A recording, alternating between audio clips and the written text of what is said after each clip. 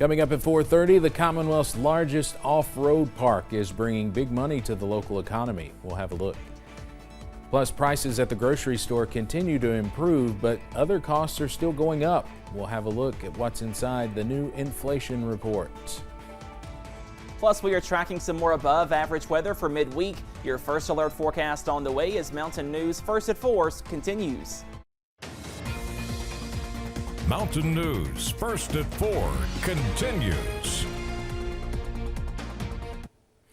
We have reached the halfway point of this year's General Assembly session. 30 working days remain to consider a new two-year budget and other bills. Some key items remain in the state Senate. WYMT's Phil Pendleton spoke to leaders on both sides of the aisle and has more from Frankfort. Only one bill has been signed into law by the governor. That is House Bill 161, and that has to do with people running for office. It would prevent disqualifications if a precinct number or a name of a precinct were to change. And there are still an awful lot of other bills left to be considered in this year's session. I now call to order. Nearly 50 bills have been passed in the House, including the Safer Kentucky Act, House Bill 5, and the budget bills. The Senate has passed several dozen, including one dealing with school bus safety equipment and another dealing with expanding aviation programs in universities.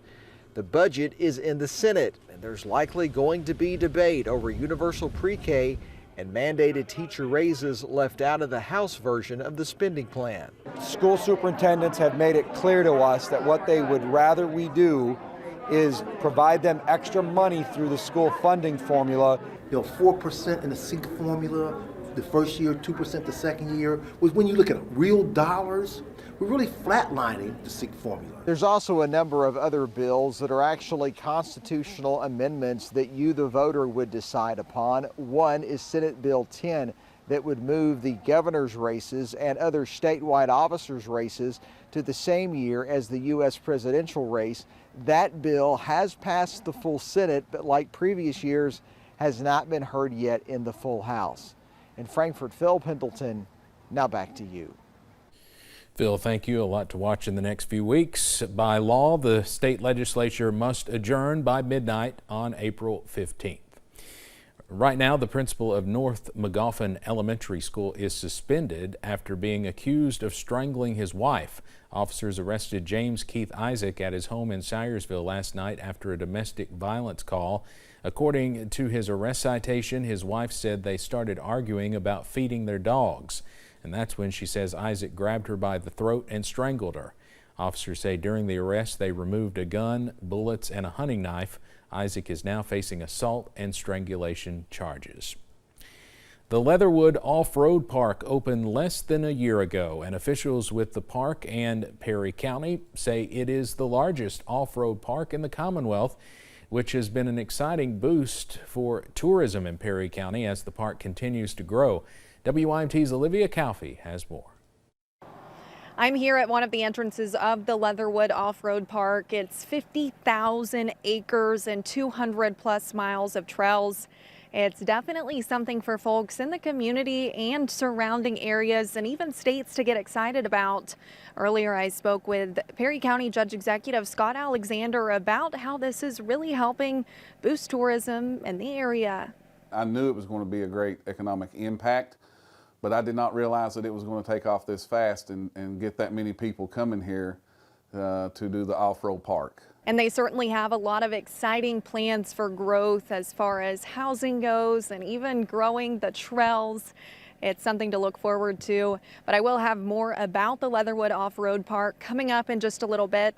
For now, I am reporting in Perry County, Olivia Calfee, WYMT Mountain News. Olivia, thank you. The off-road park extends into 4 counties, which include Letcher, Leslie, Harlan, and Perry. Some of the weather we got last night caused issues in parts of the bluegrass. You saw a little snow up in the mountains in Olivia's video. Light snow in Laurel County created some slippery roads this morning. The London Laurel Rescue Squad responded to several crashes, including one where a person had to be pulled from a car. Emergency crews are reminding folks to be careful when traveling on icy roads. Several schools were also closed or delayed today. due to the weather.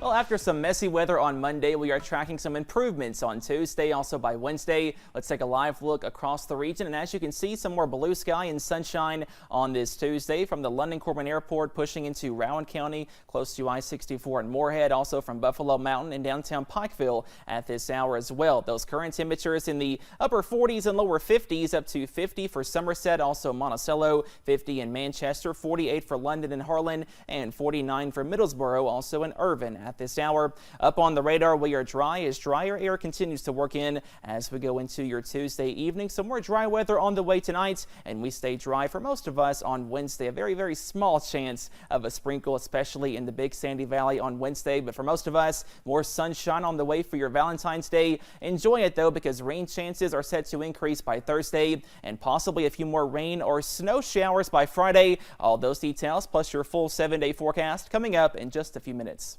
Steve? All right, Cameron, thank you. A new report shows inflation is dropping, but not as much as economists anticipated. CBS's Astrid Martinez shows us where prices went up and where they improved. Gas prices are down from last year, and the fuel used to heat homes is getting cheaper. That helped drive down inflation from 3.4% to 3.1%. But economists were expecting prices to sink further. Housing costs are a big reason why they didn't. Rent is up more than 6% from last year.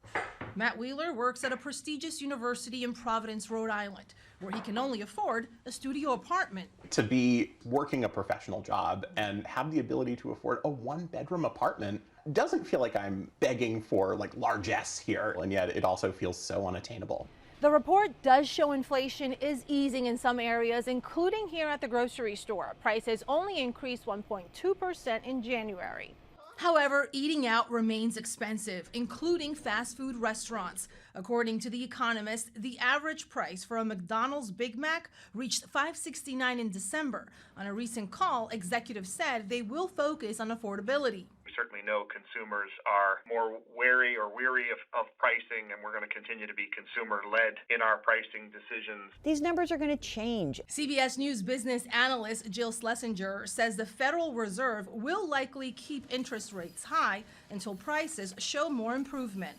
Until the Fed sees that inflation is moving closer to their 2% target, I don't think that they are going to see that there's any reason to cut interest rates. Economists predict inflation will fall in the coming months, but reaching 2% could take longer than expected.